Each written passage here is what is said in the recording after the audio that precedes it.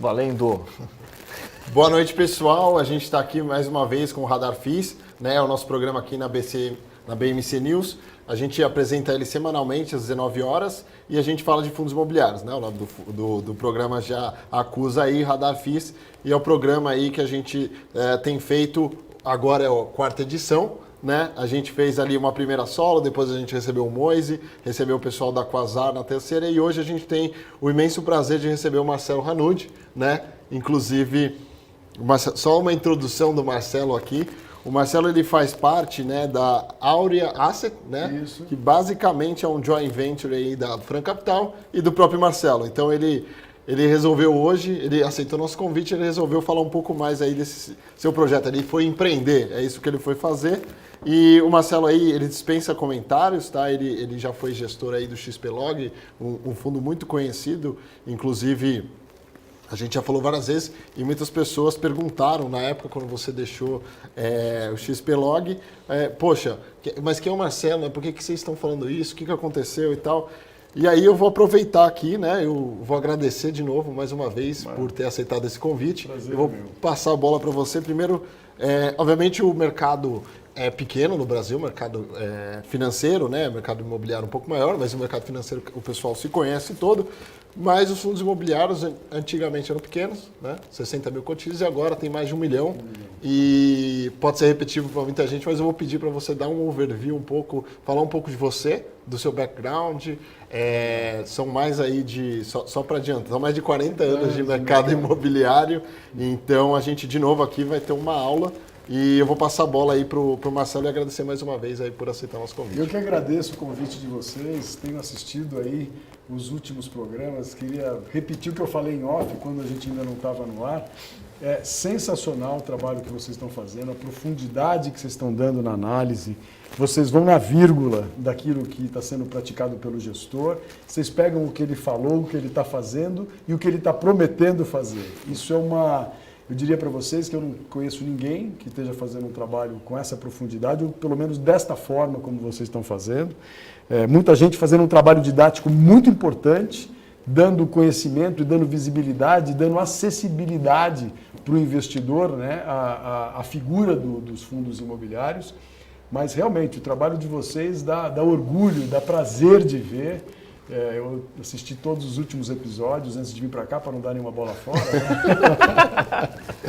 Não E tem eu fiquei problema. impressionadíssimo. Eu falei, cara, o que eu vou falar? Essa turma está sabendo tudo, está me investigando tudo. Deixa eu ficar lá, eu vou mais para ouvir. Mas genial o trabalho de vocês, parabéns, de verdade. É uma felicidade ver isso. Eu estou no mercado imobiliário há 42 anos. Né? Mas sempre na indústria imobiliária, sempre no tijolo, sempre no desenvolvimento imobiliário. E sempre observando esses movimentos, quando em 2005, 2006 começaram os primeiros movimentos de abertura de capital das empresas do mercado imobiliário, eu comecei a ver a primeira interação do mercado financeiro, né, com o mercado imobiliário. E isso já causou na época um grande espanto. Como é que uma incorporadora que estava localizado em São Paulo, hoje está no Brasil inteiro, fazendo 10 vezes o VGV que fazia.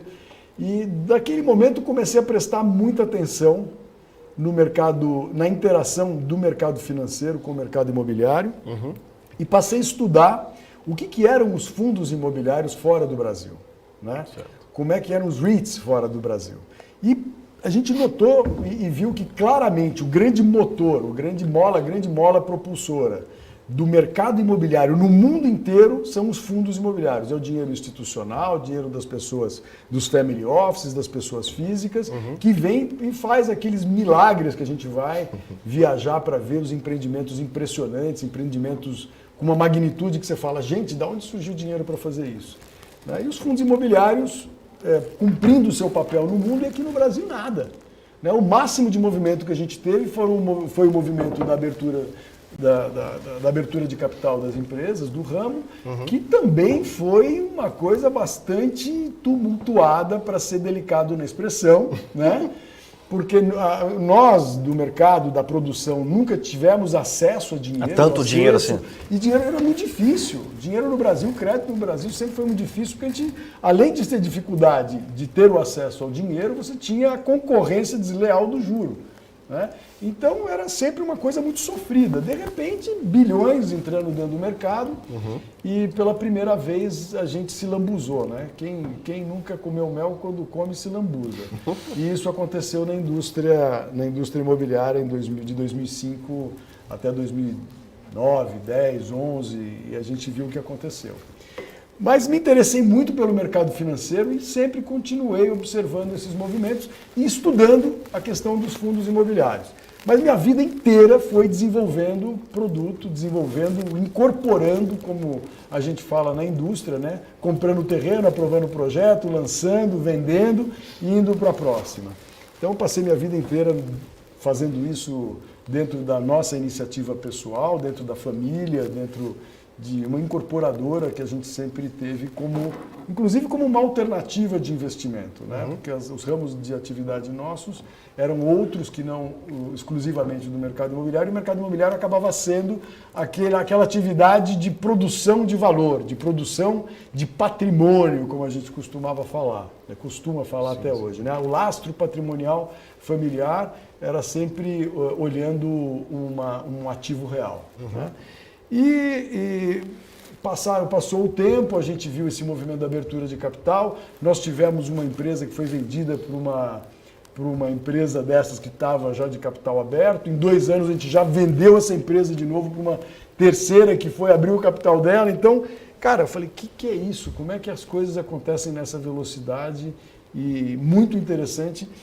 É óbvio que existe aí uma série de questões e riscos, mas por outro lado você percebe que é nessa dinâmica que os grandes mercados acabam se consolidando ou que os mercados se tornam grandes. Sim. Né? E aí fiquei apaixonado pelos fundos imobiliários e passei a entender a dinâmica disso nos Estados Unidos principalmente, que é um negócio inacreditável. Né? Assim, o tamanho dessa indústria nos Estados Unidos é simplesmente incrível e não tem nenhum grande empreendimento naquele país que não tenha participação de um fundo imobiliário. E aí começou a surgir esse movimento no Brasil, surgiu a oportunidade no momento de entre-safra, de produção, de eu ir montar essas estratégias imobiliárias, os fundos imobiliários lá na XP. Cheguei lá, estava no comecinho ainda, né? Tinha uma iniciativa ainda muito pequena na área de malls. E aí a gente implementou, junto com toda a equipe da XP, todo o resto das estratégias. Fiquei lá durante um período de 2 anos, que para mim foi um período longo, porque já com 60 anos de idade, 2 anos faz diferença.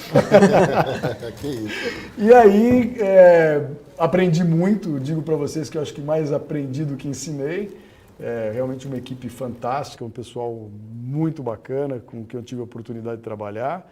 E fizemos, acho que um trabalho muito bem feito, um trabalho que hoje está aí bem reconhecido pelo mercado. Chegou a hora de sair e voltar para empreender, como fiz a minha vida inteira, e logo saindo em fevereiro, de frente com a pandemia. Pô, e aí, como é que é? O que vai acontecer? O que não vai? Como serão os produtos imobiliários? Começou o novo normal. Eu comecei a apelidar o negócio de pandemônio. Não era pandemia, era pandemônio, pandescência, porque, virou uma festa da uva, né? A história da pandemia, com verba pública indo para tudo quanto era lado. Sem licitação. Então, virou pandemônio, pandescência, pandemia, tudo, né? Exatamente. E no meio dessa situação bastante conturbada, eu falei, cara, o que vai bombar, cara? Vai bombar, já vinha vindo numa ascendente, a área logística, na qual a gente tem grande afinidade e já tinha uma experiência pregressa bastante importante. E surgiu, nesse momento, um deal para fazer com a compra da fábrica da Ford, né? Quer dizer, é o trophy asset que qualquer um do mercado imobiliário podia sonhar em acessar.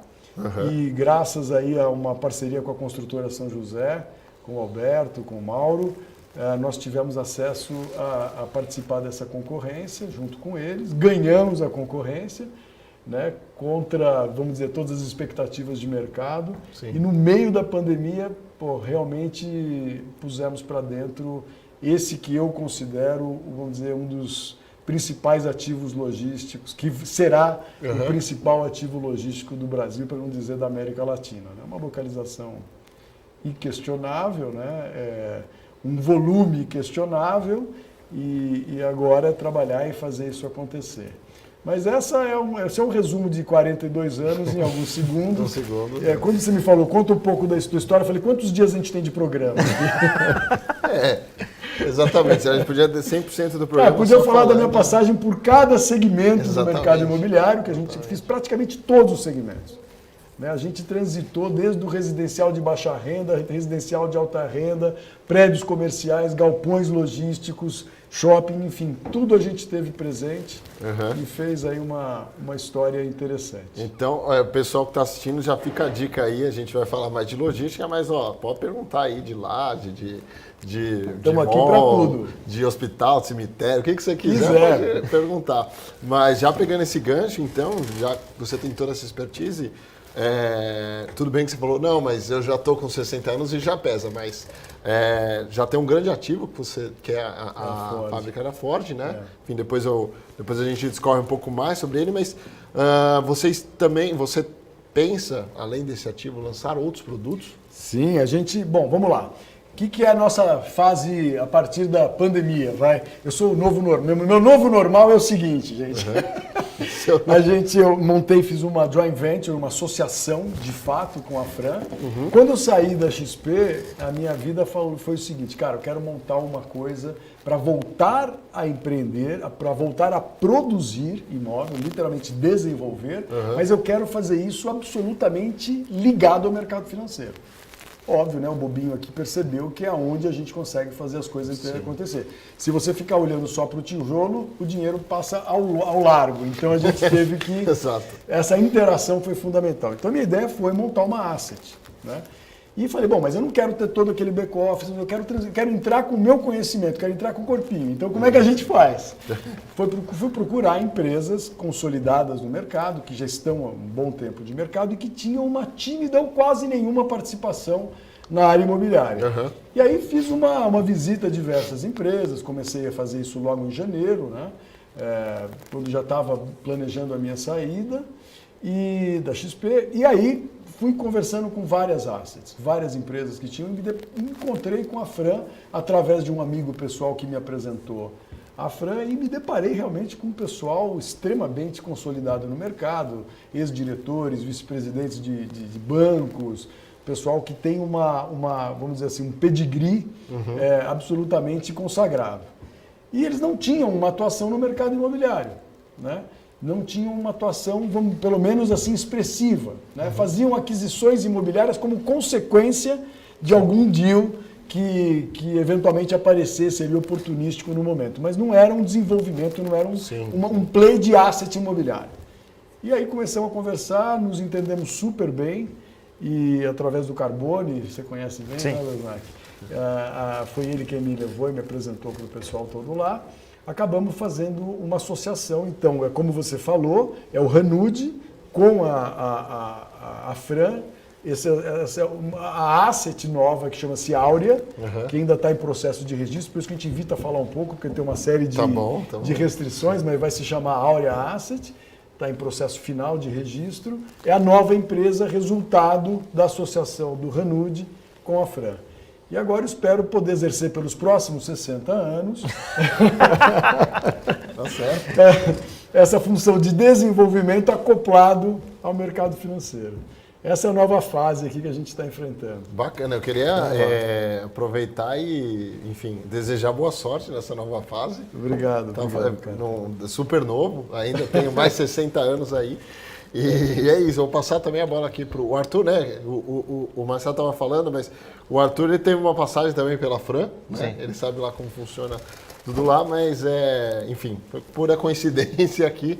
Quer falar um pouco da fábrica da Ford? Certo. Então, se você puder comentar, acho que o Can, acho que o que você puder também acho que falar para a gente um pouco sobre a ideia, a proposta da Ford, né? Que realmente ela desistiu do projeto, né, que ela tinha lá de fazer uma montadora de veículos lá, realmente tentou vender, né, o Dória ajudou por um tempo, depois realmente acabou não sendo bem sucedido no curto prazo, vamos dizer assim.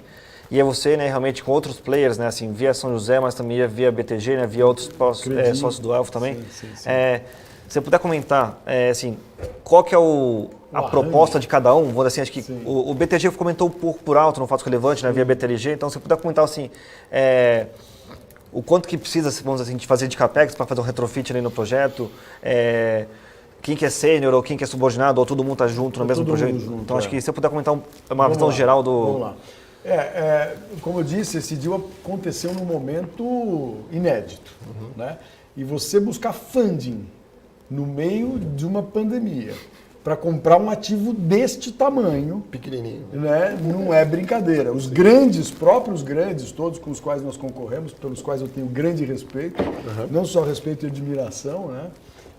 Assim, eu me senti muito honrado em poder estar, pelo menos, bidando do lado desses caras, né? Mas nesse momento de pandemia, cara, chegou lá o bid, nós fizemos... Acho que a gente foi super feliz no seguinte aspecto, né?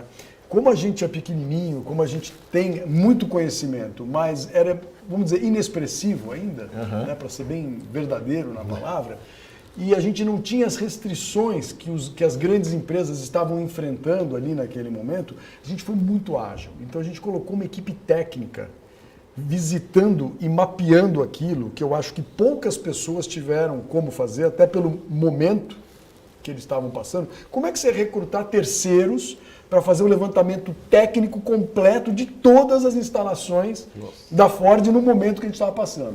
Pô, quem é que foi lá fazer isso? Fomos nós, né? Os sócios, os velhinhos de mercado que estavam, obviamente, de certa forma, liberados naquele momento e ávidos para fazer alguma coisa e falou, eu estou afim de fazer, vamos lá. Então, a gente pegou equipe de arquitetura, equipe de engenharia, equipe, principalmente, fazendo o levantamento cadastral daquilo que existia lá. Né? Porque, assim, quando você olha o que tem de pavimentação feito ali, é uma coisa inacreditável. A qualidade do que está feito lá, que já está executado, é muito boa.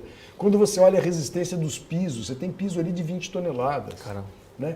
Quando você olha as instalações elétricas, as cabines primárias, quando você olha a parte de saneamento, quando você vê o trabalho que a Ford vinha fazendo já ambiental, né? Então, quando a gente teve acesso a tudo isso, a gente falou, cara, isso aqui realmente, além da localização, já traz um benefício acoplado, né? Agregado a todo o processo. Então, a gente teve condição, por sermos, vamos dizer, livres e não estarmos vinculados a uma grande estrutura um pouco mais engessada, de fazer um trabalho de prospecção e levantamento muito rápido e muito bem feito, modéstia à parte. Né? Nosso pessoal de engenharia é todo o pessoal que tem aí pelo menos uns 30 e poucos anos de mercado, já fez pelo menos alguns milhões de metros quadrados de galpão.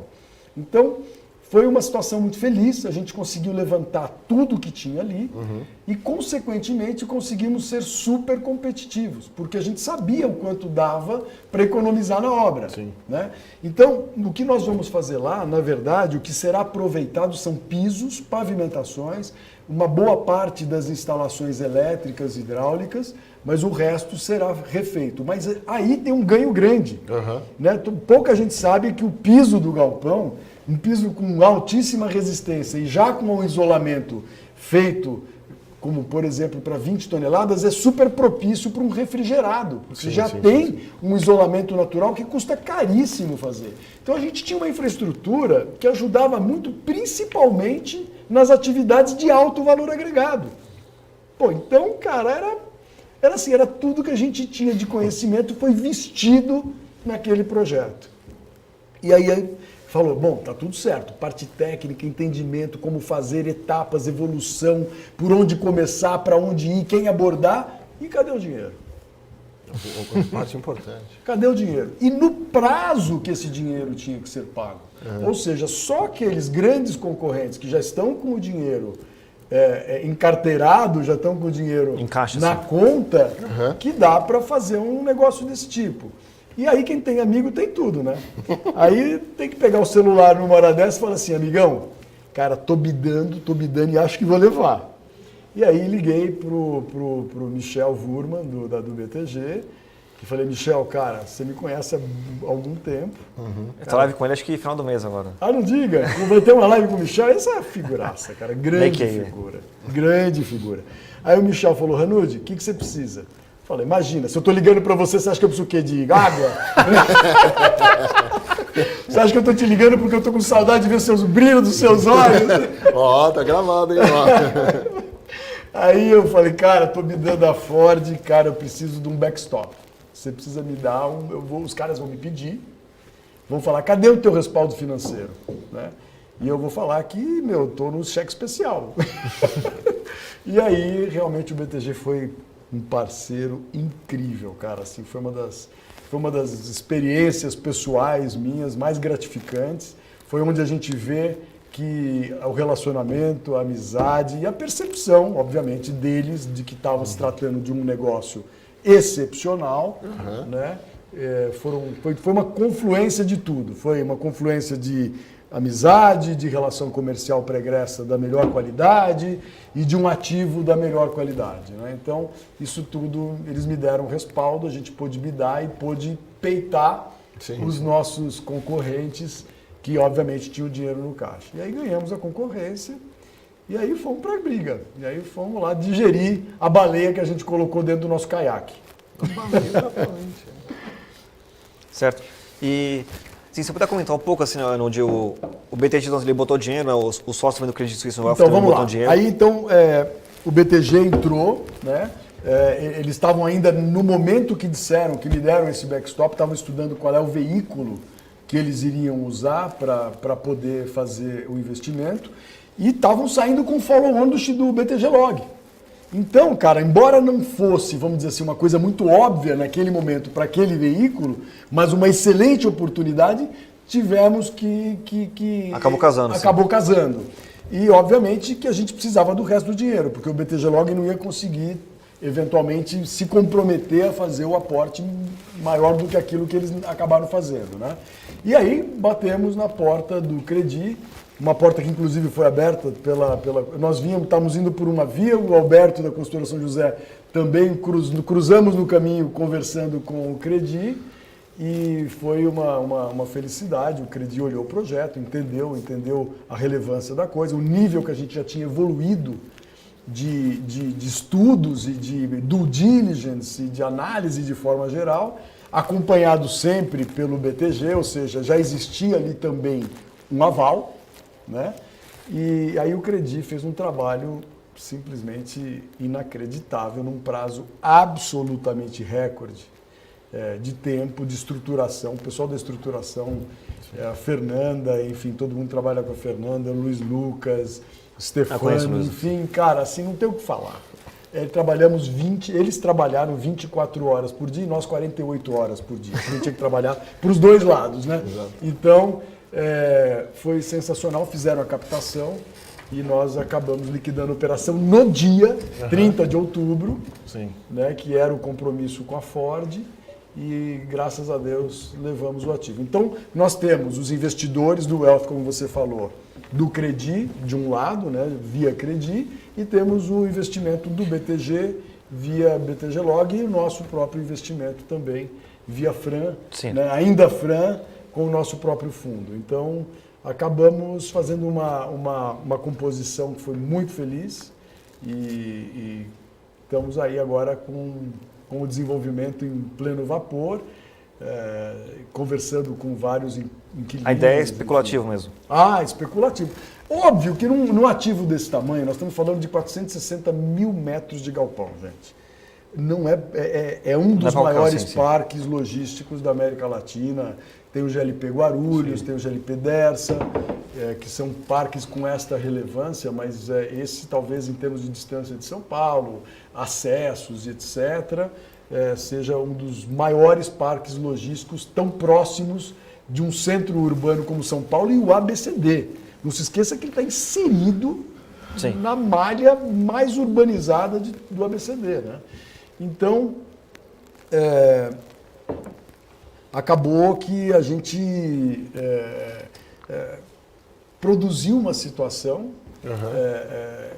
única, né? A gente está num processo de conversa com os inquilinos. Vai surgir BTS, não tenha dúvida que vai surgir, são bem-vindos, né? Mas é um ativo que se presta muito ao especulativo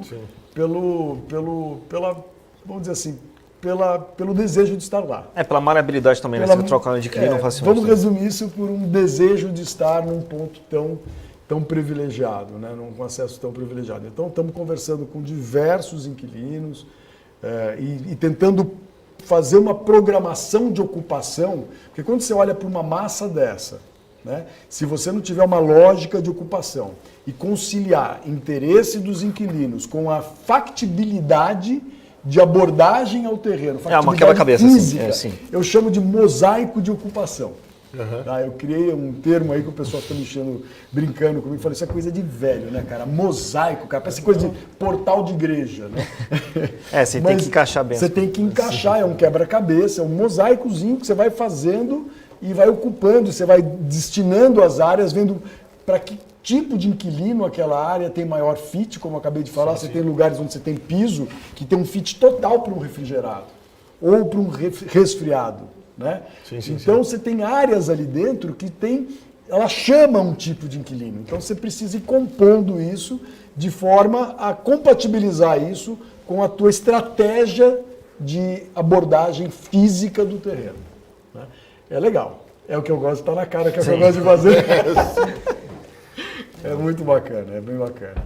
Então ele será, obviamente, deve ter build-to-suit, respondendo a pergunta, e deve ter bastante especulativo também. Com certeza. E olhando o fundo, né, vocês, lógico, isso é um mega ativo, né? Mas, e aí acho que a pergunta também vai um pouco de capacity, né? Sim. Pensam também em mais ativos? Sim. Bom, esse é o primeiro. Aí foram mexer com o velhinho, cara. Tava dormindo, de touca, meia 3/4, quietinho. Aí cutucaram o bicho. Aí o velhinho mexeu com mais um monte de outros velhinhos. Aí a turma acordou, falou, como é que é?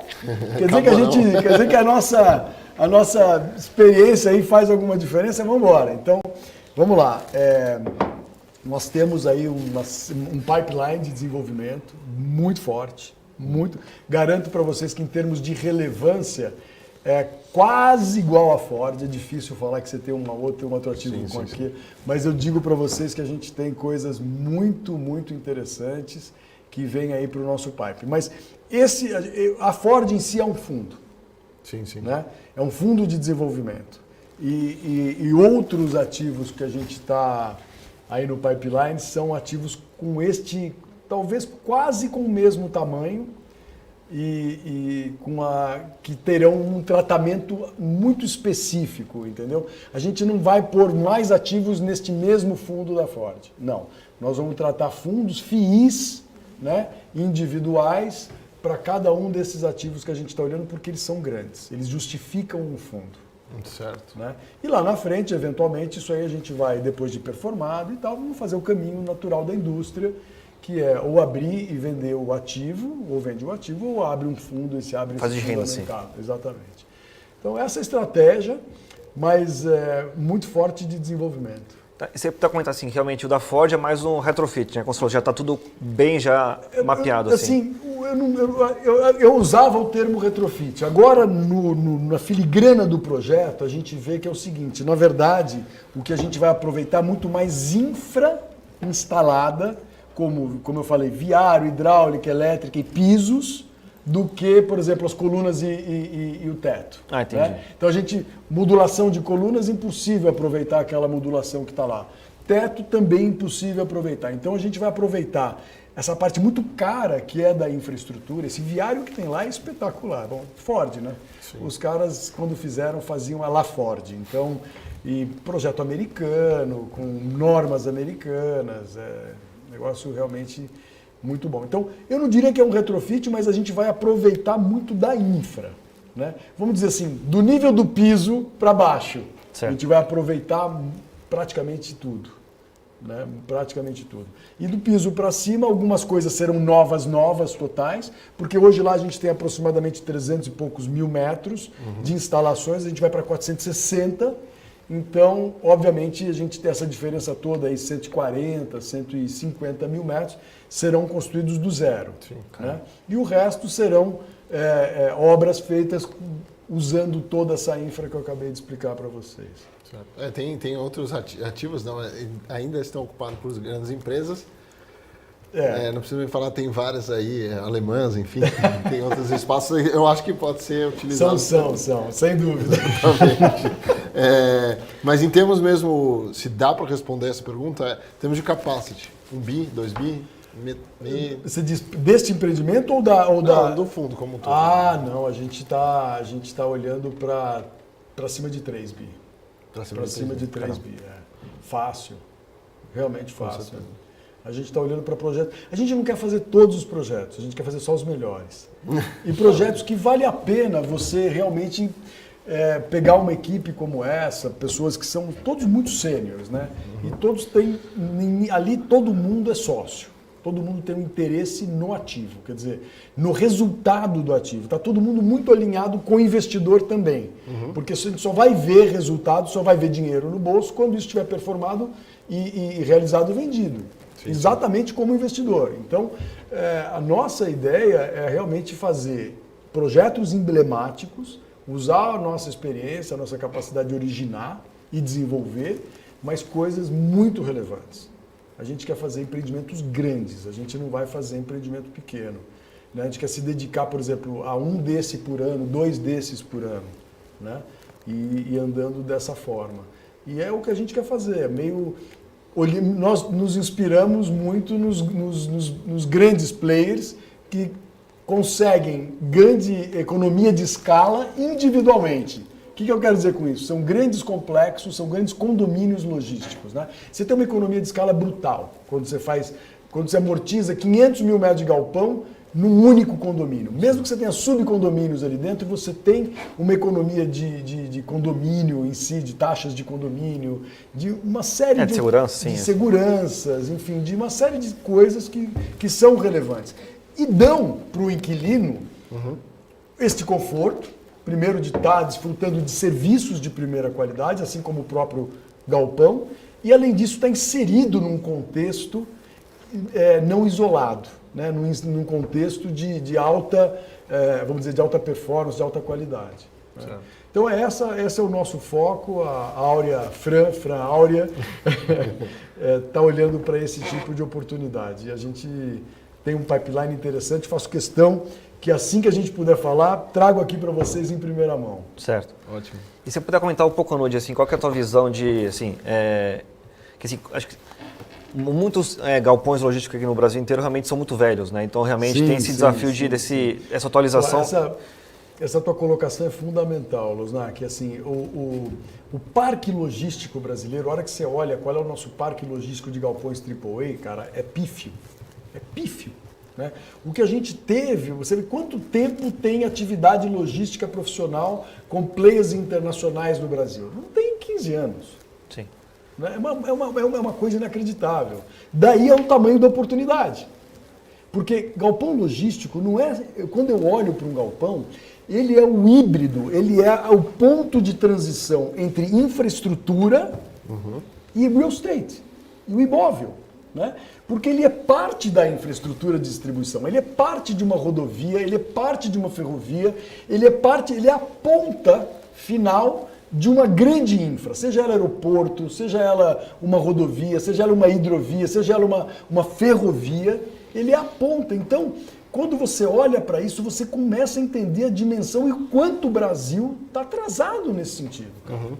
Né? Quer dizer, é uma loucura. Nós temos, eu não gosto de falar os números porque é feio, mas assim, o nosso parque logístico AAA instalado no Brasil é menor, assim, 5 vezes menor que Miami. Se bobear, mais do que isso. Né? Então, é uma oportunidade gigantesca, é uma oportunidade muito grande, porque ele é essa transição da infra, né? Da infra pesada para a infra leve que vai atender o consumo. Né? Então, a tendência do Brasil é ter um crescimento nesse segmento absurda, e é um crescimento que vai voltar a ser descentralizado. Né? Nós vamos voltar com o crescimento da economia, com os juros que a gente pretende que se mantenham em taxas decentes, né? Não pornográficas, né? Como a gente passou no passado. Né? A gente vai ter um crescimento do consumo, vai ter um crescimento da economia, vai ter um crescimento do PIB, e isso vai acontecer de forma generalizada no país. Até acredito que as taxas de crescimento nos centros em processo de consolidação serão maiores do que em São Paulo. Sim. Né? E aí vai justificar você começar a ter condomínios logísticos espalhados definitivamente por esse país que é um continente, que é um absurdo. Você vai para Belém do Pará, por exemplo, eu estive lá agora recentemente, você não tem um grande condomínio logístico, você tem um, que eu tentei comprar pela XP e não consegui. Dia 1º de janeiro deste ano eu estava lá tentando comprar esse condomínio. Não consegui. Entendeu? Então, mas assim, um lugar que é extremamente carente. Mas por que não tem? Porque o caminhão sai de Recife para abastecer o McDonald's de Belém. Cara, não tem cabimento. E de Manaus. Entendeu? Então, é isso que vai acontecer. Então, uma oportunidade gigantesca. Eu visitei 147 cidades no Brasil. E eu te digo, eu já acompanhei alguns ciclos de crescimento. Eu peguei 2007, 2008, 2009, quando a gente vendeu a nossa empresa, né, Para listado, assim. para uma outra empresa listada na época. Cara, eu fui vir conhecer esse país. Ninguém conhece o Brasil. A grande verdade é que São Paulo é um país, Rio de Janeiro é outro país, Espírito Santo é outro país. A grande verdade é isso. E, de repente, esses países aí vão emergir. Né?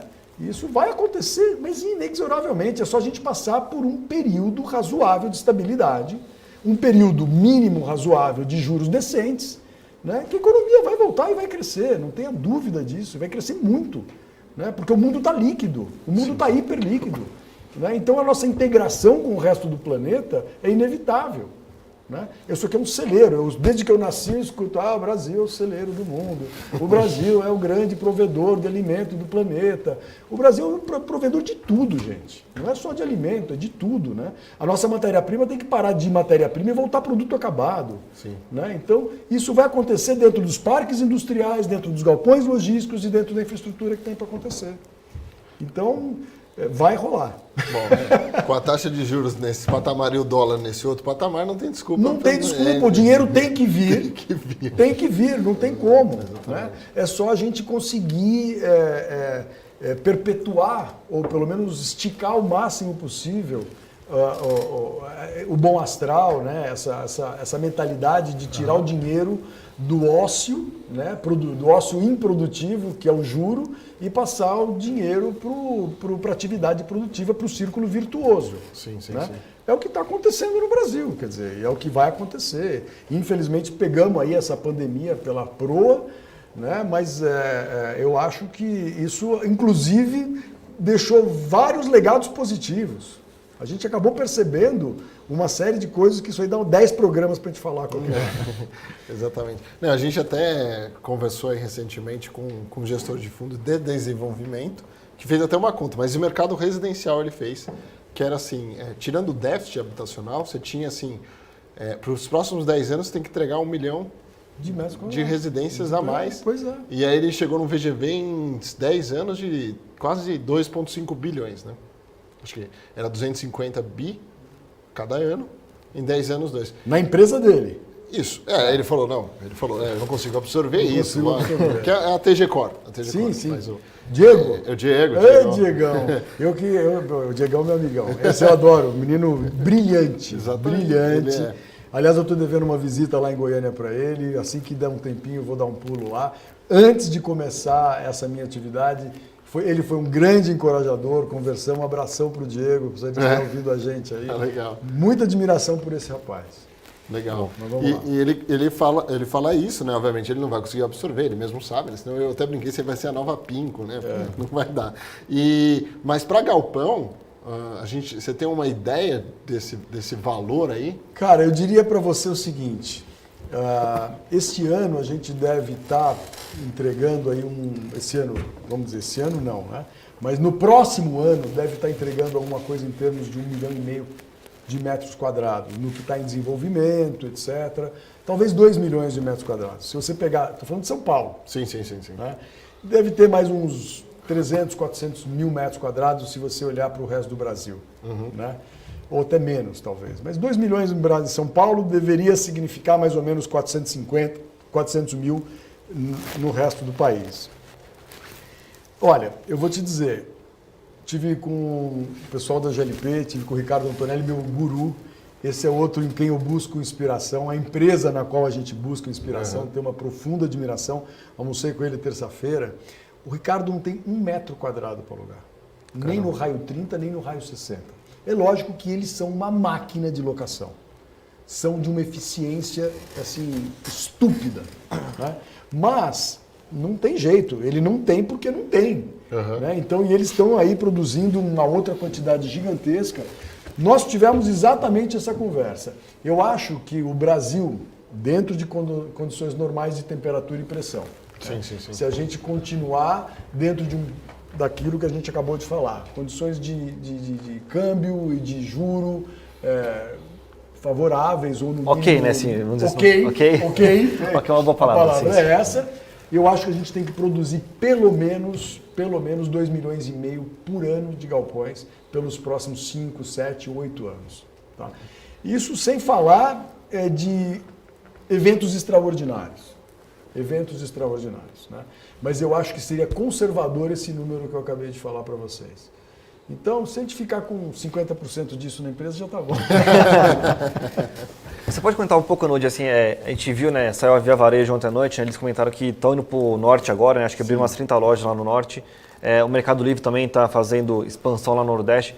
Qual que é a sua visão, assim, né, acho que em termos mais macro, assim, de um otimismo, vamos dizer assim, mais aqui na região da Grande São Paulo, ou então realmente nessas regiões que não são tão exploradas quanto o Norte e Nordeste, vamos dizer assim? Pô, essa tua pergunta é especial, é muito boa. É o seguinte, a gente olha muito para o nosso umbigo, principalmente nós paulistas só olhamos para o nosso umbigo. Né? Quando eu estava na XP, uma das primeiras coisas que eu fiz foi ir lá ver Pernambuco. Fui para Recife e fui olhar o que estava acontecendo lá, cara. Eles passaram a crise toda, a crise Dilma inteira, com 97% de ocupação. Caramba. Meu Deus. E comecei lá a investigar, acabamos lá depois comprando aquele complexo da Cone, né? Compramos da Goldman Sachs e da Aliança, acabamos comprando aquele negócio. E assim, você vai ver que as grandes oportunidades não estão aqui no nosso umbigo. Aqui está todo mundo já hiperprecificado, aqui já está caro. É lógico que é um grande... Você não pode ignorar o mercado de São Paulo, você não pode ignorar os grandes centros. É uma imbecilidade dizer que o cara, não vou trabalhar em São Paulo porque aqui já está mais do que especulado. Tá, mas não adianta. Aqui você tem 60% do mercado. Tem liquidez também, né? Tem liquidez. Mas este movimento, pode me cobrar isso, este movimento de crescimento para o Centro-Oeste, Norte e Nordeste, vai ser estúpido. Vai ser incrível.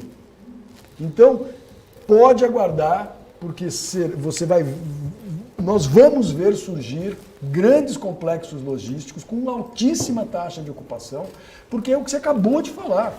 Por que eles estão indo para lá? Né? Por que todas as redes de varejo estão olhando para o Norte, Nordeste, Centro-Oeste? Porque ainda lá não começou, nós não temos... E-commerce de verdade, sim. E não temos de verdade. O e-commerce, principalmente lá, ainda é uma coisa que você recebe em uma semana. Né? Agora está começando a melhorar. Mas não só o e-commerce, a própria distribuição, o próprio aumento do consumo. Né? Não só do e-commerce, mas mesmo das lojas físicas, mesmo da alimentação de uma forma geral. Né? Então, nós vamos ter um fenômeno de crescimento grande nas regiões que hoje estão represadas. O pessoal fala atrasado, eles não estão atrasados. Essas regiões não estão atrasadas, estão represadas. Por quê? O que acontece? Você é dono de uma grande rede de varejo. Aí você fala, já estou lá com 5, 6 lojas. Já justifica eu botar lá um galpão, um CDzinho de 30 mil metros. Que é mais ou menos essa conta. A hora que você vai levar o teu CD para lá, dá alguma barriga na economia, tuas lojas que estavam 5, você já está pensando em fechar, ficar com 3. Você já não vai mais com o CD, você continua mandando de caminhão. Sim.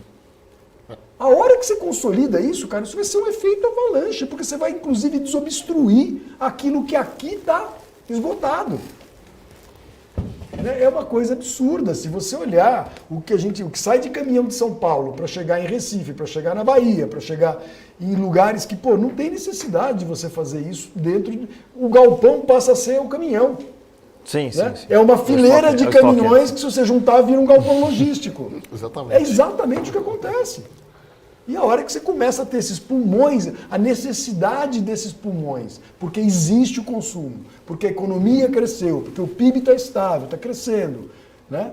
Cara, vai naturalmente acontecer isso. Então, São Paulo, Rio, sul do Brasil já estão... Lógico que você não pode jamais ignorar essa potência, né, que existe aqui. Mas, cara, oportunidades, sem dúvida, vão existir para lá e das melhores. Não tenha dúvida disso. Certo. E qual que é a tua visão, assim, acho que um dia, né, eu espero que feche o Rodoanel, né, vamos dizer assim, acho que... E assim, quando realmente ele fechar, vamos dizer assim, no final do dia, qual que é a tua visão assim, nessa parte de last mile contra também assim, essa parte logística que envolve São Paulo, né? Assim? Não, sem dúvida. A gente volta para o começo da história. Cadê a infraestrutura? Ou seja, fechou o Rodoanel, como é que é no resto do mundo? Você tem não só um Rodoanel, né? Você tem às vezes 2, 3 anéis de anel, né? Aqui no Brasil a gente não conseguiu fechar o primeiro ainda. Exato. Né? A gente não conseguiu, o Roboanel.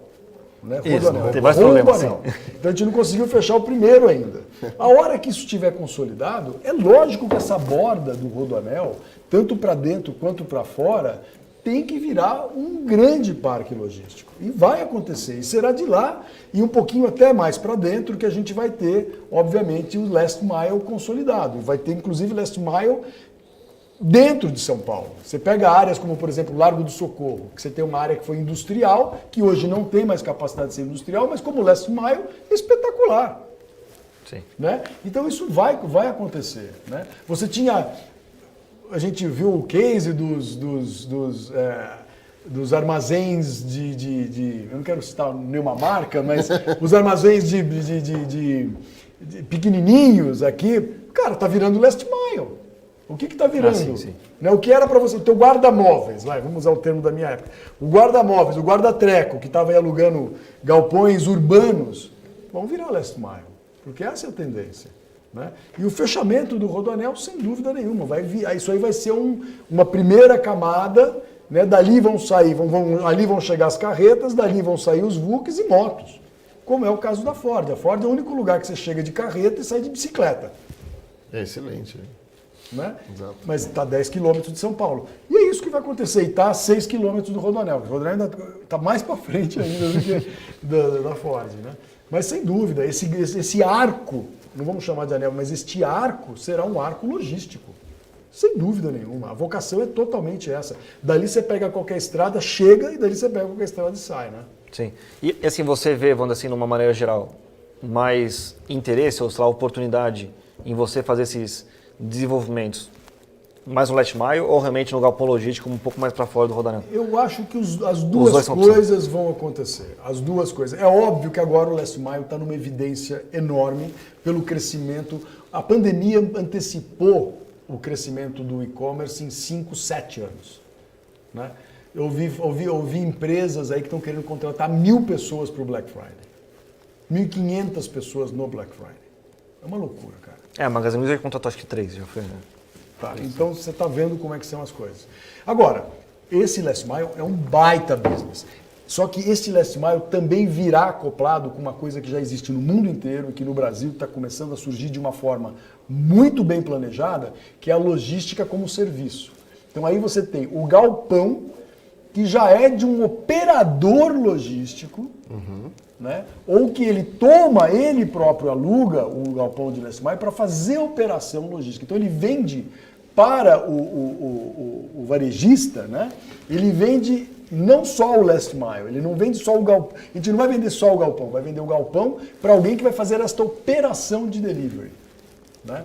Sem dúvida, vai crescer para burro, tem muita coisa boa dentro de São Paulo, que eu acabei de falar, citei o Largo do Socorro, você vai para o Belém, vai para o Belenzinho, você vai para... Bom, a Moca já está mais do que urbanizada, mas outros bairros que eram eminentemente industriais, com galpões de indústria, vão se transformar, é que concorre com o imobiliário residencial. Sim. Né? Essa é a dificuldade. Mas eu acho que essa região da Zona Sul aqui de São Paulo, quando você transita ali pelo outro lado do rio, depois do Largo do Socorro, para lá do outro lado, né? Do outro lado do Rio Pinheiros, né? Para o sul do rio. Cara, ali para o residencial não é um grande apelo e para o galpão logístico é um super apelo. Inclusive a gente acha, né, enfim, que Laje ali vai sofrer bastante. Vai sofrer muito, não tenha dúvida, esquece. Com certeza. Né? Então, eu acho que será por aí. E falando lá em Nordeste, Norte, vocês... agro, alguma coisa agro ali. Cara, você sabe que há 30 anos atrás eu montei uma empresa chamada Grain Silos, Sim. que era uma armazenagem de grãos. Né? No agro, o buraco é diferente. Imagina. Ele não é nem para cima, nem para baixo, nem para o lado. Cara, ele é um buraco diferente. Né? Por quê? Porque você tem... O agronegócio no Brasil e no mundo está na mão das tradings. E essas tradings, elas dominam praticamente todo o ciclo, inclusive dominavam a terra, com as suas próprias fazendas. Perceberam que era melhor deixar a fábrica, no caso a terra, para o cara que planta e se concentrar em tudo que sai da terra, ou seja, transporte, armazenagem, porto, navio, do que ser dono de terra. Então o cara falou o seguinte, você fabrica e eu faço o resto, você faz e planta e eu faço o resto. Então é um mercado extremamente, vamos dizer assim, intrincado, dominado pelas grandes trades. Para você romper essa barreira, no sentido de começar a criar uma capacidade de armazenagem que vai de certa forma tirar o poder de arbitragem das trades com relação ao valor dos commodities, cara, você está brigando com um negócio que não é brincadeira. Porque o que é para um cara desse, ele próprio ter os seus próprios silos e dominar, através do silo, através da armazenagem, arbitrar os valores das commodities. Sim. Entendeu? Então a gente tem este ponto que é a arbitragem do valor da commodity, está intrinsecamente ligado à capacidade de produzir e escoar. E aí você tá com gente muito poderosa que tem essa arbitragem vinculada a esse aspecto do produzir e escoar. Então, é mais difícil, é bem mais difícil. É bem mais difícil. Eu acho que o caminho para aí talvez seria você ser um prestador de serviço, mas aí mais uma vez você está com a mão pesada de quem tem o poder, né, de arbitrar. Né? Eu acho que é um caminho bem mais difícil. Certo. Bem mais difícil. Tá. Eu não vejo uma solução a curto prazo, realmente não vejo, cara, porque eles estão cada vez mais fortes. Então, cada vez mais fortes, dominando desde o fertilizante que o próprio agricultor usa para plantar. Quer dizer, hoje o agricultor está 100% na mão. Quem financia a própria safra, entendeu? Então, é um mercado extremamente arbitrado, extremamente controlado. Ele não tem essa dinâmica. É uma dinâmica muito diferente. Eu fico um pouco triste já com isso. está respondido. Tá? É mais ou menos isso. Assim, olhando para a indústria aqui, assim, de logística aqui, de uma maneira geral aqui no Brasil, assim, muita gente travou o BTS, né, realmente para ter um fluxo previsível, etc e tal, e a gente viu realmente pouco espaço, entre aspas, disponível para você realmente conseguir alugar. Né? Então, se você puder comentar um pouco, Nudi, assim, qual que é a tua visão assim, né, dessa... Assim, acho que dos fundos mulher como todo, né? Todo mundo travou muito o BTS, muito contrato para ficar com essa tranquilidade. Lastreado. E não tem essa... Não tem a capacidade de conseguir um upside aí no aluguel, sim. Tá dizendo, ele ficou cerceado dessa capacidade de surfar o aumento dos aluguéis pela escassez do galpão. Cara, é assim, vamos lá. Quando a gente fala de um fundo imobiliário de renda... Então, outro ponto, só para acrescentar também, né, que assim, lá, sei lá, uns 5, 6 anos atrás também, o aluguel era uns 18, 20 reais. Hoje também é 18, 20 reais. Então, se você puder também comentar essa questão dessa trava que a gente tem nos BTS, né, e também desse aluguel que não subiu na prática, vamos dizer, nos últimos anos. No aluguel do BTS, que não subiu de 18, 20. Vamos lá. Essa pergunta é muito boa e a gente tem que olhar com bastante calma. Os fundos imobiliários, Qual é a obrigação de um gestor de um fundo imobiliário de renda? É garantir renda. Né? Então esse cara, ele está com um revólver na cabeça. Tá? Então ele fala assim, cara, eu preciso ter um lastro de estabilidade dentro do meu fundo que me dê a tranquilidade que eu posso arriscar um pouquinho no especulativo, mas eu preciso ter um fluxo garantido. Um fluxo garantido. Pô, porque isso é a poupança. O cara que a pessoa física que está lá comprando a cota do fundo imobiliário está trocando a poupança pelo fundo imobiliário. Esse cara precisa da renda. Sim. Tá certo? Então, principalmente no Brasil, né? Quer dizer, o movimento que a gente está tendo de migrantes, né, dos outros tipos do juro para o fundo imobiliário, é o cara que precisa da renda. Então, o gestor tem como obrigação garantir uma base sólida, né, de longo prazo de renda. Tudo certo, ok. Você não vai conseguir, obviamente, fazer grandes aumentos, incrementos no pagamento de dividendos, porque aquilo já está previsível, já está acoplado a um índice, que é o índice que, enfim... O PCA da vida, sim. O PCA da vida, seja lá o que for, né? Mas você não vai conseguir também fazer um fundo imobiliário só de BTS. Uhum. Né? É difícil. Se você quer crescer, você não vai conseguir fazer só isso. Né?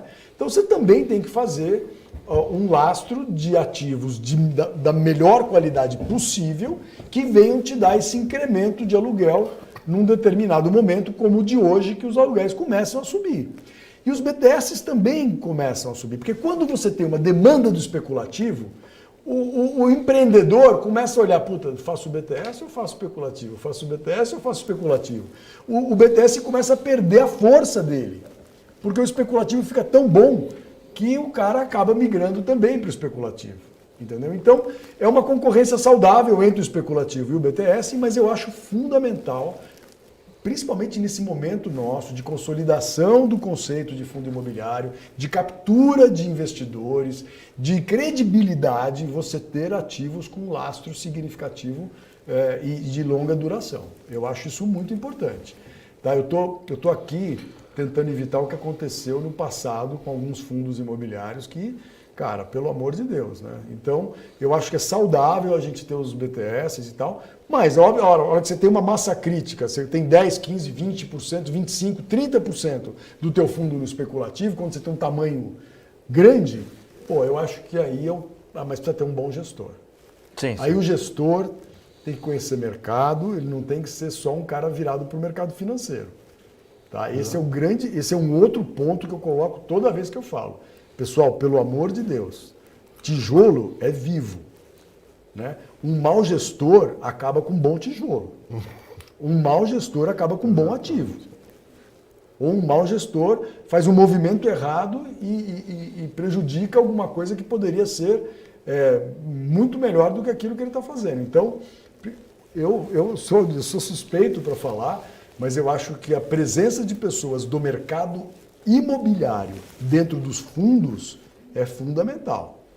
Esse é um vício que, principalmente aqui no Brasil, todo mundo vem do mercado financeiro. Me perdoem, Exato. Mas eu acho que você tem que ter gente do mercado imobiliário, do cara que esteve na lida do mercado imobiliário.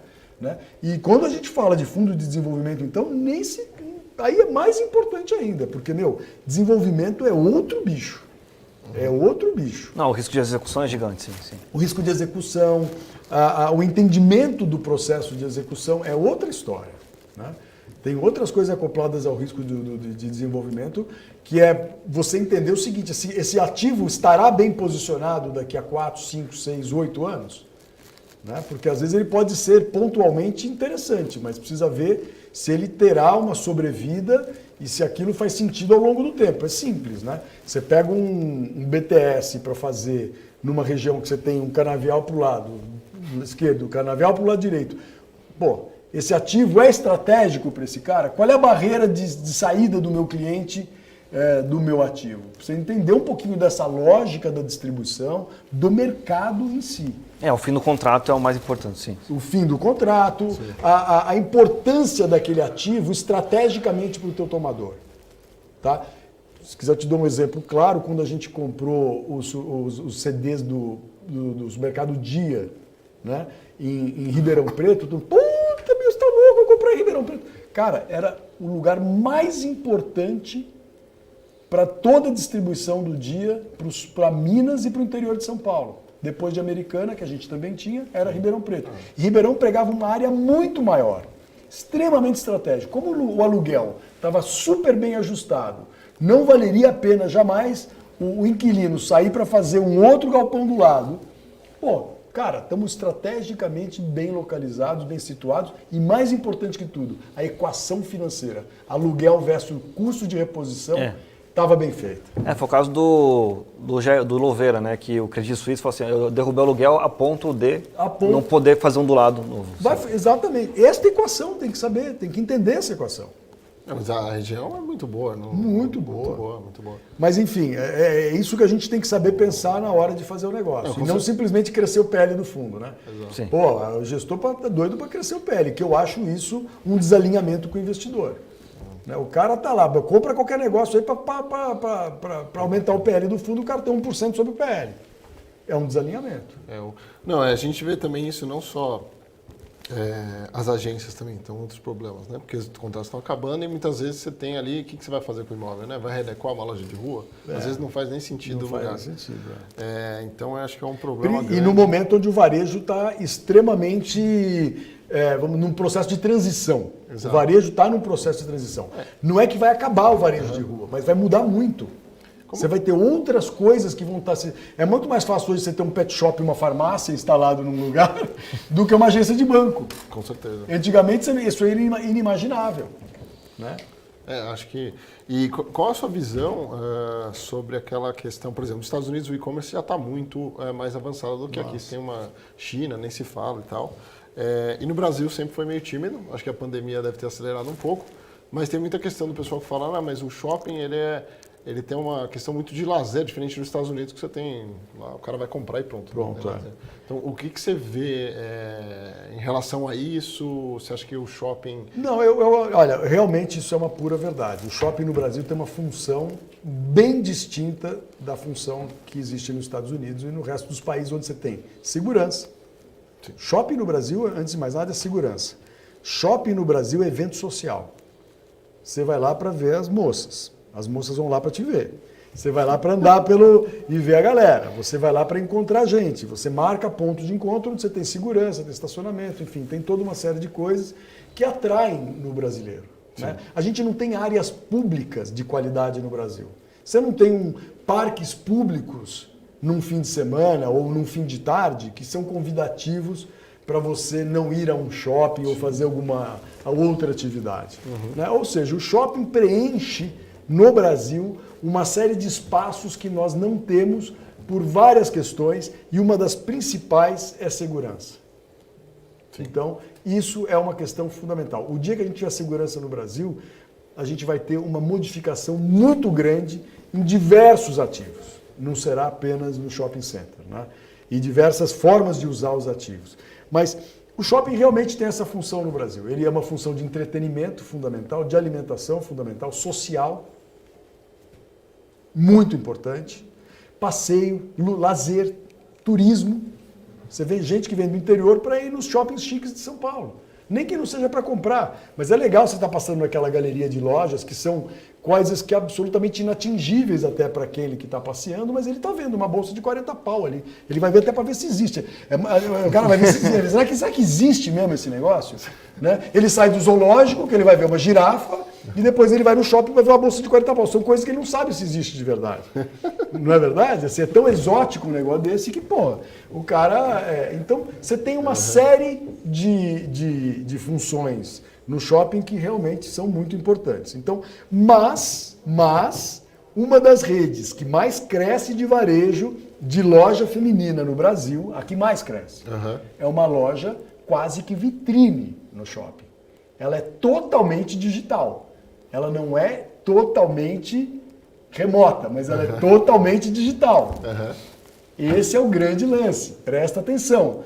É o shopping sendo se transformando no omnichannel mesmo. Sim. Né? Então, é muito mais, a minha visão é muito mais do shopping se inserindo no mundo digital, né? A gente não pode confundir o digital com o e-commerce. Eles são complementares e são uma consequência do outro. Mas é o shopping se inserindo no mundo digital que, consequentemente, vai gerar vendas tanto no lugar, quanto tanto no próprio shopping na loja, quanto via remota. Mas é se transformando nesse omnichannel. Tá? A gente jamais pode ignorar essas funções todas que o shopping tem na nossa vida, principalmente do brasileiro. Tá? País tropical, super quente, você não vai andar na rua. Entendeu? Tem uma série de questões que a gente precisa analisar. Né? Então precisa tomar um pouco de cuidado. Você, vai acabar o shopping center. Imagina. Exato. Não vai acabar. Ele sim tem que olhar para essa questão da inserção dele no mundo digital. Se não, esquece. Inclusive, como serviço. Hoje você tem garagens e garagens de shopping center que estão acabando ficando vazias, né? Andares de shoppings vazios para baixo, porque todo mundo vai de Uber, ou vai de um aplicativo, vai de, sei lá, o que quer que seja, vai de bicicleta. Né? E isso pode se transformar num ponto, num last mile. Sim, uma dark store, sim. Exatamente. Entendeu? No storage. Então, esse é o ponto. Então, é o shopping olhando para a sua capacidade, quem tiver maior capacidade de se adaptar ao mundo digital e entender como é que ele se complementa a toda essa mudança de hábito de consumo, de compra, etc., cara, esse cara vai prosperar. Acho que realmente o grande mérito do shopping é ele se reinventar, né? Porque assim, a gente tinha muitas lojas da HP, por exemplo, sei lá, uns 10 anos atrás, hoje não tem nenhuma. Então acho que você tem que implementar, né? Dar uma experiência pro teu usuário, pro teu visitante, né? Acho que realmente lá. E acho que uma coisa que a gente não está vendo mais, que estava vendo também acho que antes da crise, né, 2015, 2016, é aqueles shoppings em regiões que não tinham uma demanda e o dono do shopping era franqueado de 10 lojas. Então acho que essa bolha acho que a gente não vive mais. Acho que mas realmente, como você falou, acho que shoppings, né, que são referências na região, shoppings bons, e tem um fluxo, vamos dizer assim, né, cativo, realmente eles seguram bem, né? Acho que a prática de alimentação traz muito. Eu acho que quando você olha para o shopping, antes você imaginava quem era o âncora do shopping. Era uma grande loja de departamento. Hoje não é bem assim. Ela continua sendo. Continua sendo. Mas, cara, hoje você tem que olhar para o entretenimento, para a alimentação e para as funções praia do shopping. Entendeu? Sim, exatamente. Para as funções parque do shopping. Tem que olhar para a função, não só exclusivamente para a função venda de varejo. E cada vez mais ele tem que. E a parte da venda de varejo tem que estar cada vez mais inserida no mundo digital. Né? E os outros facilities do shopping girando em torno do mundo digital. É por aí que a coisa vai andar. E quem tiver a maior capacidade de fazer esta leitura e adaptação vai se dar melhor. Sim. Bom, dando continuidade, então, vamos perguntar. A gente sempre pergunta para todos os gestores, porque sobre essa questão do home office, né? A gente que impacta as lajes e a sua opinião, né? A gente no começo da pandemia, até conversei com o Losnak, que a gente não é tão extremo, nem ao ponto de 100%, mas também nem ao ponto de estar tudo bem, né? Certo. Então, é algo no meio do caminho. Eu queria que você desse aí para o... Esse é um ponto que eu tenho estudado muito. Nós temos um grupo de 15 profissionais do mercado imobiliário no mundo inteiro. Tá? E a gente vem trocando essas experiências, essas informações, como é que está sendo os novos produtos imobiliários, como é o novo prédio de escritório. Já tem alguém fazendo algum? Como ele será? Quais são os equipamentos que esses prédios vão ter e assim por diante. E aí a gente começa pelo home office. Eu tenho uma frase que é engraçada que eu falo assim, será que a gente vai sair da prisão domiciliar para a liberdade vigiada novamente? Porque a gente foi remetido à prisão domiciliar. Sim. E antes, como é que era a vida da grande maioria das pessoas que trabalham no escritório? Era a liberdade vigiada. Né? Era o patrão, ou o chefe, ou isso, aquilo, querendo saber até que hora. Você fala, o cara tá, como é que falava? Tá desmotivado. Caiu a caneta, cara, né? Não, saiu fora, saiu antes das 8, o cara tá desmotivado. Aí o cara ficava lá fazendo não sei o quê para mostrar que saía tarde. Quer dizer, uma coisa perversa. Sim. Sabe, é uma coisa perversa, um negócio ridículo que não tinha nada a ver. Mas enfim, Exatamente. A pandemia trouxe eu acho que esse é um dos grandes legados da pandemia. tá? Algumas empresas perceberem que a liberdade vigiada é perniciosa. Que o cara, às vezes, com poder de monitorar o seu tempo, os seus compromissos, as suas responsabilidades, ele é mais produtivo. Tá? Porém, a gente tem que tomar muito cuidado em entender o que é home office. Tá? Para mim, home office existe para quem tem efetivamente um office at home. Ou seja, você tem uma capacidade de estar num lugar isolado, segregado, onde você pode se concentrar, onde você pode trabalhar e exercer a sua função plenamente. Sim. E fora isso, cara, é um inferno o office.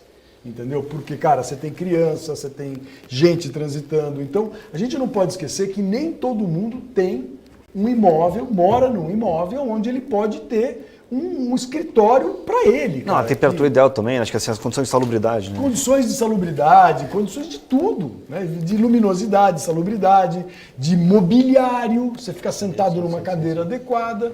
Então, o home office foi uma saída de emergência. Tá? Mas ele não tem, na minha entendimento, não tem, para a grande maioria, condição de se tornar uma atividade permanente. Tá? Eu acredito numa outra coisa. Certo. Eu acredito num outro movimento, que é um movimento que a gente já viu acontecer com outros tipos de imóveis que eu vou falar agora. Cara, então vamos lá. O cara começou a trabalhar em casa no primeiro tempo, na primeira semana, segunda semana. Pô, o cara já começou a trabalhar de bermuda, sandália havaiana, que está mais tranquilo, relaxado. Só que aí o filho já não pôde ir para a escola. Aí já começou o barulho do filho, ele precisando falar com alguém e não conseguindo falar. A mulher também não, e ela também precisando trabalhar. Virou um inferno na vida do cara. Depois de 3, 4, 5 semanas, virou pancadaria, sendo bem claro. Né? E você não corta, né? Não tem como. Não tem como separar, né? Não tem como separar. Trabalho, casa. E aí você não podia. Mas então o cara tinha um gostinho da vida um pouco mais leve, sem aquela coisa daquelas granjas de trabalho, porque eram granjas, né? Você olhava aquelas lajes de 1.000, 2.000 metros, cara, uma granja de gente. Parecia um monte de galinha assim, ó. Porra, cara, um negócio, assim, totalmente despersonificante. Né? Em barulho, você entra naquelas baias, cara, neguinho com aqueles chapéu do Mickey, né, com headphone, cara, o cara não consegue trabalhar, o outro falando no telefone, não sei o quê, o cara, um negócio... Sim, cara, horrível. Ridículo. Isso aqui daqui a 20 anos a gente vai ver filme assim, era que nem as fábricas de antigamente, que te via o cara lá apertando parafuso, né, numa temperatura horrorosa, vai ser parecido com o que a gente vê aqui hoje. Tempos modernos 2. Né? Em tempos modernos 2. Mas o que vai acontecer? Que é o que interessa, cara. Que eu gostaria que acontecesse. Isso vai depender muito da maturidade da economia de cada país e da cabeça das empresas que estão nessas economias. Né? Então você tem empresas no Brasil que já falaram o seguinte, cara, vamos fazer uma coisa, você mora na Zona Leste, que sentido faz você sair da Zona Leste para vir trabalhar aqui na Faria Lima? Você mora na Zona Norte, é um puta cara que eu gosto, trabalho. Você vê que sentido faz você vir trabalhar na Faria Lima? Porra, nenhum sentido, se esse cara tem capacidade de produzir. Mas que sentido faz para esse cara ficar na casa dele, entendeu? Com todos os inconvenientes e o despreparo ambiental, por mais que a empresa mande cadeira, cara, não vai funcionar, porque o cara, ele precisa sair. Sim. O ser humano é um ser gregário, ele precisa convívio, nem que não seja com um colega de trabalho, mas ele precisa convívio. Então, na minha opinião, deveria acontecer, em alguns países já está acontecendo, fenômeno incrível. O que aconteceu com as academias? As academias que eram grandes academias de 1.000, 2.000 alunos, aquelas academias gigantescas, Companhia Atlética, Runner, não sei o quê, Bodytech, sei lá. Umas puta academia gigante dentro de shopping. Cara, você andava, você saía, dava meia hora para chegar na academia e voltava meia hora. O que aconteceu? Centralizou, cara. Virou academia de bairro. O que aconteceu com farmácia? Cada esquina tem duas. Sim, o que aconteceu com pet shop? Cada esquina, cada quarteirão tem 3. O que aconteceu com o supermercado? Eu sou da época do hipermercado. Quando inaugurou o Jumbo Hipermercado era Jumbo Hipermercado no aeroporto, cara, aquilo era um fenômeno. Era Jumbo porque era gigantesco. Você passava 2 dias andando ali dentro. Cara, acabou isso, cara. Hoje a economia é regional. Hoje a economia é você sair da tua casa e trabalhar 1 quarteirão, 2 quarteirões. Aonde? Num coworking, preparado para isso, num ambiente que tem um conforto, que tem outras pessoas, que, pô, eventualmente alguém que trabalha na mesma empresa que você, que mora na mesma região, vai para aquela posição. Então, cara, é voltar para a economia regionalizada, é valorizar a economia regional, local, low carbon, low tudo, low traffic, low stress, low noise, low tudo, cara. Entendeu? E alta produtividade. A hora que você vem no low para todas essas coisas ruins, você vai no high para a tua produtividade. Então isso que tem que acontecer. Isso já está acontecendo. Você chega na Austrália, cara, pô, os caras já estão nessa há muito tempo. O cara trabalha e a empresa paga a posição dele no coworking. Entendeu? Então esse cara, ele sai de bermuda do jeito que ele ficava em casa, de sandália havaiana do jeito que ele ficava em casa, ele não tem nenhum... Ele vai trabalhar, na boa, num lugarzinho apropriado, feito para isso, onde ele tem outras pessoas com quem ele conversa, onde ele sai e vem almoçar em casa, vai levar o filho na escola. Você volta, cara, a constituir os bairros de verdade, com economias saudáveis e locais. E para dessa loucura de você andar 40 minutos, 1 hora para ir trabalhar e depois 2 horas para voltar. Entendeu? E ele abandona, quer dizer, é um negócio absurdo. Você não tem relação com o teu bairro, você não tem relação com a economia local. Exato. Então, cara, isso é uma imbecilidade, isso é uma coisa da globalização cega, burra, né? Que a gente tem que acabar com isso. Isso é um grande legado que a pandemia trouxe. Então você vê em países mais desenvolvidos, países com a mentalidade menos controladora dos seus empregados, funcionários e colaboradores, isso, cara, caiu como uma luva. A empresa do meu filho cresceu 10 vezes mais na pandemia. Cara, ele falou, pai, nós contratamos 23 pessoas, nós não conhecemos nenhum fisicamente e todos têm uma produtividade incrível. Então, cara, é isso que tem que acontecer. É tecnologia, hein? Tecnologia, velho, mas não tenha dúvida, é isso que tem que acontecer. Isso que a gente está fazendo aqui ao vivo, até brinquei com vocês quando eu cheguei aqui, pô, que saudade de fazer isso. Isso é muito importante, quer dizer, o ser humano quer ter um contato. Meu, você trabalhar com Zoom, com Teams e com o cacete A4 o dia inteiro é um inferno. Cansa muito mais, né? Eu que gosto de falar, então, pelo amor, eu fico cuspindo na tela, isso não dá, entendeu? Então, é fundamental. Então, o home office é uma falácia. Mas a laje corporativa, a granja de gente, com milhares de pessoas que se deslocam horas para chegar para trabalhar, desce para comer naqueles lugares horrorosos, sobe de volta para não sei o quê, vai no banheiro, volta para a baia. Ridículo, cara. Isso não pode continuar. E a turma de segurança do trabalho também, né? Cara, não pode continuar, entendeu? A gente tem que tirar algum legado dessa pandemia e entender, cara, que é lógico que tem algumas atividades, tem alguns departamentos que precisam de um convívio maior. Então, pô, faz rodízio na laje. Tem um dia por semana eu uso um espaço dentro da sede da empresa, eventualmente. Mas o cara vai se deslocar um dia ou a cada 15 dias. Sim, sim. Eu não vou ficar citando nomes, mas tem várias empresas que são oriundas de grandes vamos dizer, potências, né, mundiais, que pô, já tem a política adotada nas suas matrizes e estão fazendo a mesma coisa no Brasil.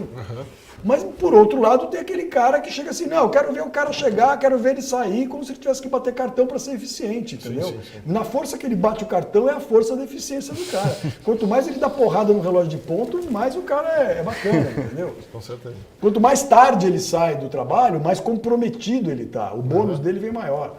Puta mentalidade escravagista imbecil. Tem alguns pontos, acho que é interessante, essa sua opinião, eu nunca tinha ouvido ela, achei muito bacana. Tem alguns pontos até, eu não sei, eu e o Losnak, a gente, durante esse processo todo, eu estava procurando estagiário. E aí eu botei lá no meu Instagram, né? Eu procuro estagiário para tal. E aí eu vi, pô, um currículo de São Paulo. Tudo de fora. Animal. E o pessoal com uma vontade de trabalhar, talvez mais do que aqui, né? Porque aqui tem muito mais oportunidade. Claro. Eles falam, pô, agora você consegue contratar alguém de fora para fazer home office e tal, e faz tudo o que você falou. Mas tem também o problema trabalhista, né? Então acho que pode ter esse problema. Mas, cara, você vai ter as garantias... vai evoluir a legislação. Sim, tem que mudar. Não, mas assim, as garantias do cara, do indivíduo empregado não mudam, cara. Quer dizer, ele vai ter todas as garantias. O que a empresa precisa é falar, cara, aonde você gostaria de trabalhar? Onde é a tua casa? Procura um lugar na tua casa, um coworking de 20, 30, 50, 60 pessoas e vai surgir. Nós vamos ter disseminação de coworkings, cara, assim como a gente teve das academias, assim como a gente teve das farmácias, assim como a gente teve dos micromercados. Todo mundo hoje vai no micromercado, você não faz... Eu sou daquela época, o carrinho de supermercado é daqui até aí. Hoje o cara vai com uma cestinha, compra todo dia, ele compra muita coisa diferente, pronta e etc. Então, cara, tem que ser desse jeito. Então a empresa vai falar, cara, procura um lugar onde você queira trabalhar. Exato, não, acho Cara, que é você maravilhoso. imaginou? Você volta para almoçar em casa, você pega teu filho, você leva na escola, cara, você sai para fazer uma... E você tem um ambiente adequado. Quer dizer, então a gente não pode olhar sob a ótica home office ou laje corporativa. Esquece, No cara. meio do caminho ali. As duas são erradas, entendeu? A radicalização em alguma dessas alternativas está errada. Se você fizer a conta, né, o pessoal que mora, e a maior parte da população mora longe do trabalho, isso é a realidade. Ninguém mora Sim. muito Ninguém perto. mora. Quem pode, pode. E aí você faz a conta, o cara demora uma para chegar, duas, às vezes, para voltar. E aí ele multiplica por 10 anos, o cara perdeu quantos anos de vida no Cara, trânsito. e assim, é ridículo. como é que esse cara chega para trabalhar? Ele já Cansado, sim. O fez cara a já chega vida, cansado, velho. já. Como é que esse cara chega na casa dele? Que qualidade ele Exato. tem no convívio que ele tem com a família? E aonde vai acabar isso? Produtividade. O cara está infeliz em casa. O cara não tem tempo de dar atenção para os filhos. Não levou o filho na escola, não foi buscar o filho na escola, não viu o filho o dia inteiro. Chega cansado depois de 2 horas de trânsito. Cara, Terrível. Sim. aonde que isso vai arrebentar? Vai arrebentar na qualidade dele como indivíduo e vai, consequentemente, na produtividade dele. A produtividade do país cai. É simples assim, cara. É um círculo pernicioso, não é um círculo virtuoso, entendeu? Então isso não pode acontecer. A gente tem que tirar proveito da pandemia. A gente tem que ver as coisas boas que ela nos ensinou. Porque agora o cara quer radical... Todo mundo assim, imagina, home office, os donos de laje, né? Imagina, home office, isso aí não pode acontecer. O cara tem que vir trabalhar na granja. Vai aumentar o espaçamento entre as mesas. Amigo do céu, cara. O cara, quer dizer, em vez de uma laje, a empresa agora tem que comprar 2 lajes, 7 metros, agora tem que ir para 11 metros entre o cara. Tem que falar com aquele escudo. O cara vai vir com uma bolha trabalhar, entendeu? Cara, pelo amor de Deus. Certo, não, muito boa essa sua visão, acho muito legal. E eu vou fazer, acho que a última pergunta aqui e é a última pergunta assim também, sobre agora a gente vai poder aí fazer short, operar vendido em fundos imobiliários. Pois é, cara, pelo amor de Deus. Assim, eu acho... Vamos lá, tá? Me dá um pouco de nervoso. Porque é o seguinte, nós estamos numa indústria que vem amadurecendo, que vem crescendo, uma indústria que está num processo de... está indo bem.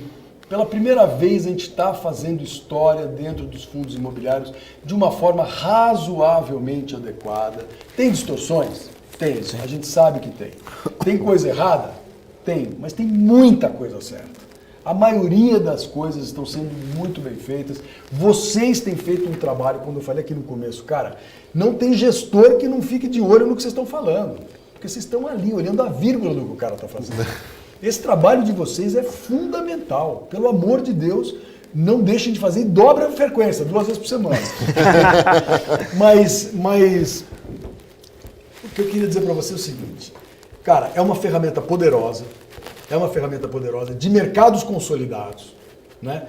De situações já mais do que verificadas em diversos mercados maduros. Para nós é uma novidade no mercado de FIIs. Sim. Cara, a gente ainda está numa fase educacional. Isso não é uma ferramenta para ser usada indiscriminadamente. Esse é meu medo. Tá? E assim, o cara está mal entendendo o que é um fundo imobiliário, o investidor está começando a confiar no veículo, está começando a entender, está começando a receber essa carga de informação, vem uma ferramenta que é uma ferramenta, não é para principiante. Não. Tá? Você não pega e dá uma Fórmula 1 para um cara que só anda de bicicleta. Sim. Está começando a dirigir Sim. um carrinho normal, entendeu, cara? Então, assim, eu vejo com bons olhos a história da gente estar evoluindo com ferramentas dentro dos fundos imobiliários e tal. Mas eu acho que tem que ter muito critério, muito cuidado, tem que ser muito bem regrado. Não acho que pode ter a abrangência que essa ferramenta já tem nos mercados de ações. Tá? Mas isso é uma longa discussão. Eu temo pelo mau uso, mas acho que é uma demonstração de amadurecimento, acho que é uma demonstração de que os fundos imobiliários e as cotas dos fundos imobiliários vão se inserir dentro de um mercado mais amplo, que é o mercado de ações, o mercado financeiro. Tá? O mercado financeiro no sentido mais agressivo da palavra. Não, eu acho assim, o REIT já tem lá fora, já pode fazer short sem grande problema. Acho que na minha visão, acho que o grande ponto é justamente esse. Acho que a direção no futuro é essa. A gente vai ter shorts em fundo imobiliário em algum momento no futuro. A discussão, como você falou, é realmente essa, né? Acho que como que a gente faz essa transição? Se é realmente essa velocidade que a gente deveria fazer. Que amplitude essa ferramenta pode ter logo na largada. Sim. Né? Se a gente poderia falar horas sobre isso aqui, mas é isso aí que você falou. É essa transição, né? essa inovação, essa turbina, Sim. né? Precisa ser muito bem equalizada para não se transformar numa turbina num carro sem freio. Não vir um negócio abrupto Mas é algo que pode também vir a proteger, porque hoje você comprar... Liquidez, você vai ter liquidez, você vai ter uma série de benefícios. É que a gente sabe, né? No Brasil, a gente tem que tomar muito cuidado com os empolgamentos e as inovações, né? Porque ela rapidamente pode ser desvirtuada. Não, sim, acho que como a gente evoluiu muito na questão do BDR, né, que teve alguns REITs também, né, que era proibido um investidor comum comprar a Apple, mas ele podia comprar outras empresas que têm recuperação judicial. Então, seria uma coisa um pouco estranha. Então, distorcida. Agora a gente está corrigindo essas distorções, acho que realmente a gente vai ter essa evolução em fundo imobiliário. Acho que a grande discussão é realmente como que a gente dá esse passo de uma maneira segura, né? Acho que educada, vamos dizer, não é sopetão. Acho segura. E não é para o principiante, tá? Não é para o cara que está querendo montar a grande figura do fundo imobiliário é você montar um portfólio de renda. É esse o ponto. Todo mundo procura. Não vamos transformar isso num portfólio de especulação. É esse o ponto. Eu estou comprado Faria Lima e vendido depois do Rio Pinheiros, né? Mais ou menos assim. E também, acho que tem derivativo que vem aí, enfim, depois pode ser que surja, mas precisa de liquidez para isso. Exatamente. Mas, Marcelo, eu queria agradecer mais uma vez, a gente já vai bater 1h30, foi um prazer. Tá convidado aí para uma próxima, já a gente não sabe quanto, mas pro ano que vem, acho que a gente vai ter mais assunto aí, com o fundo já de pé. E eu vou deixar aí últimas palavras para vocês, se vocês quiserem aí deixar se você já tiver contato para o pessoal que tem dúvida e tal. Tem o Instagram, que é Marcelo Ranucci. Né?